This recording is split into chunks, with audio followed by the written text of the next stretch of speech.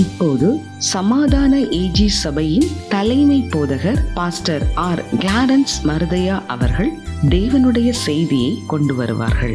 கிறிஸ்துவுக்கு அன்பானவர்களே, இந்த ஊடகத்தின் மூலமாய் உங்களை சந்திப்பதில் மகிழ்ச்சி அடைகிறேன். நாளிலே ஆண்டவர் நமக்கு தரக்கூடிய வார்த்தை என்னவென்றால், தானியேல் புஸ்தகத்திலிருந்து 6ஆம் அதிகாரத்திலிருந்து தேவன் எப்படி உண்மையுள்ளவர், எப்படி நியாயம் தீர்ப்பு செய்கிறார் என்பதை குறித்து இந்த அதிகாரத்திலே வாசித்து பார்க்கலாம்.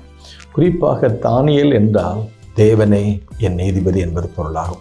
இந்த 6ஆம் அதிகாரத்தில் தேவனே நீதிபதி என்பதை எப்படி தானியேல் வாழ்க்கையிலே கர்த்தர் காண்பித்தார் என்பதை பற்றி இங்கே சுருக்கமாக நாம் பார்க்கலாம். தானியேல் புஸ்தகம் 6ஆம் அதிகாரம் முதல் 4 வசனத்தை வாசித்து பார்க்கும் பொழுது, மேதிய பெர்சிய சாம்ராஜ்யத்தில் தரியு எனப்பட்ட ஒரு ராஜா ஆட்சி செய்கிற அந்த காலத்தில் அந்த ராஜ்யம் எங்கும் நியாய விசாரிப்பை செய்வதற்கு 120 தேசாதிபதிகளை நியமித்தார் என்று வாசித்து பார்க்கிறோம். 120 தேசாதிபதிகள் தேசத்தில் ராஜாவுக்கு நஷ்டம் வராதபடி ஆட்சி செய்வதற்கு 120 கவர்னர்கள் தேசாதிபதிகள் அமர்த்தப்பட்டாலும், அந்த தேசாதிபதிகள் கணக்கு கொடுப்பதற்கு, அவர்களை கண்காணிப்பதற்கு 3 பிரதானிகளை நியமித்தார் என்று சொல்லி வாசித்து பார்க்கிறோம்.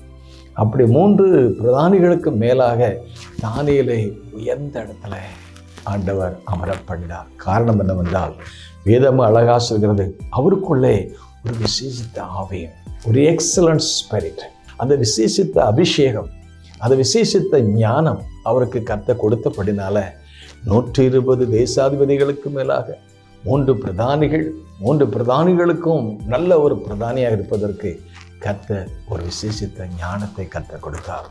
தானியேல் புஸ்தகம் 1ஆம் அதிகாரத்தை வாசித்து பார்க்கும் பொழுது, தன்னை பரிசுத்தமாய் பாதுகாத்து கொண்டபடினால, தீட்டுப்படுத்தாதபடி காத்து கொண்டபடினால, மற்ற எல்லா ஞானிகளை பார்க்கலாம், தேசத்தின் எல்லா கல்விமானங்களை பார்க்கலாம் 10 மடங்கு காரிய சமத்தலாக மாற பண்ணினார். ஆண்டவருக்கு பிரியமானதை நாம் செய்யும்போது, அவருக்கென்று நம்மை அர்ப்பணிக்கும் பொழுது, அவருக்கென்று நம்மை பரிசுத்தமாய் நம்முடைய இதயத்தை தீட்டுப்படுத்தாதபடி காத்து கொள்ளும்போது, அவரையே நம்ம தஞ்சமாக வைத்து கொள்ளும்போது, அவர் நமக்கு கொடுக்கிற ஞானம். நீதிமொழிகள் 1ஆம் அதிகாரத்தை வாசித்து பார்க்கிறோம், கர்த்தருக்கு பயப்படுதலை ஞானத்தின் ஆரம்பம். தானியேலுக்கு ஞானத்தை கொடுத்து எல்லா தேசாதிபதிகளுக்கு மேலாக, எல்லா பிரதானிகளுக்கு மேலாக அவரை முதல்வராக முதல் ஸ்தானத்தை வைத்தபோது எல்லாரும் பொறாமைப்பட்டார்கள். கர்த்தர் நம்மோடு கூட இருக்கும்போது ஒரு பக்கம் ஆசீர்வாதம், இன்னொரு பக்கம் எதிர்ப்பு. எப்படி கர்த்தர் யோசேப்பை ஆசீர்வதித்த போது அவருடைய உடன்பிறந்த சகோதரர்களை அவன் மேல் பொறாமை கொண்டார். இதே போல அன்றைக்கு மேதிய பெர்சிய சாம்ராஜ்யத்தில் தானியேல் உயர்ந்த ஸ்தானத்த பொழுது அவனோடு கூட இருந்த பிரதானிகள், பிரபுக்கள், தேசாதிபதிகள் அவன் மேல் பொறாமை கொண்டார்கள். ஏன் பொறாமை கொண்டார்கள்? சாதாரண நம்ம தேசத்தில் ஒரு அடிமையாக வந்தவன் இன்னைக்கு ஆளுகை செய்வதற்கு ஒரு பெரிய தேசாதிபதிகளுக்கு மேலாக பிரதானியாக இருக்கிறார் என்று சொல்லி அவன் மேல் பொறாமை கொண்டார்கள். அவன் மேல் குற்றம் சுமத்தினார்கள். அவனை குற்றம், எந்த விஷயத்தில் குற்றம் கண்டுபிடிக்கலாம் என்று சொல்லி வகை தேடின பொழுது ஒரு குற்றத்தையும் பார்க்க முடியவில்லை. ஏனென்றால் தானியேல் எல்லா காரியத்திலையும் உண்மையாக இருந்தார். அருமையான தேவனுடைய பிள்ளைகளை, நிகழ்ச்சியை கவனிக்கிற நீங்கள் யாராக இருந்தாலும் கர்த்தருக்கு பயப்படுகிற பிள்ளைகளாக இருக்கும் பொழுது நம்ம எல்லாவற்றிலையும் உண்மையாக இருப்போம். ஒரு பள்ளியில் ஒரு ஆசிரியராக இருந்தால் பாடங்களை ஒழுங்காக சொல்லிக் கொடுப்போம். இன்னும் கொடுக்குற வேலை எதுவாக இருந்தாலும் உண்மையாக செய்வோம். அது எந்த துறையில் இருந்தாலும் சரி, கல்வித்துறையோ அல்லது வங்கித்துறையோ அல்லது நீதித்துறையோ, அது எந்த துறையாக இருந்தாலும் கர்த்தருக்கு பயப்படுற மனுஷன் ஒரு வித்தியாசத்தை காண்பிக்கிறவனாக இருப்பான். தானியேல் தேவனுக்கு பயந்தபடினால, உண்மையாக இருந்தபடினால, அவன் உண்மையாக இருக்கிறத கண்டு மற்றவர்கள் பொறாமை கொண்டு எப்படி அவனை கீழே தள்ளலாம் என்று சொல்லி வகை தேட ஆரம்பித்தார்கள். அவன் மேல் குற்றம் சுமத்த, அவன் மேல் குற்றம் கண்டுபிடிப்பதற்கு வகை பொழுது ஒரு குற்றத்தையும் பார்க்க முடியல. கடைசியில் வேத விஷயத்தில் மட்டும் அவனை பார்க்கலான்னு சொல்லிட்டு அவங்க குற்றம் சுமத்த ஆரம்பித்தார்கள்.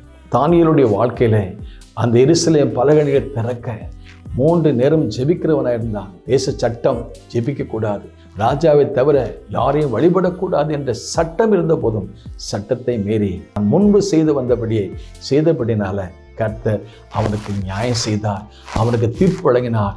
அவனுக்கு முந்தியிருந்த நிலையை விட மேலான நிலைமையை கற்றுக் கொடுத்து யெகோவா தேவன் என்பதை நிரூபிக்க கர்த்தர் கிருபை செய்தார். நிகழ்ச்சியை கவனிக்கிற அருமையான தேவனுடைய பிள்ளைகளை, கர்த்தர் உங்களுக்கு நீதிபதியாக இருந்து உங்களுக்கு எதிராக எழும்பிக்கிற குற்றச்சாட்டுகள் இருந்து உங்களை விடுதலையாக்கி நீங்கள் இருக்கிற பதவியில் உங்களை ஸ்திரப்படுத்தி உயர்த்தி உங்கள் மூலமாய் அவரை மகிமைப்படுத்துவார். May God bless you. பூமியிலே சமாதானமும் பிரியமும் உண்டாகட்டும்.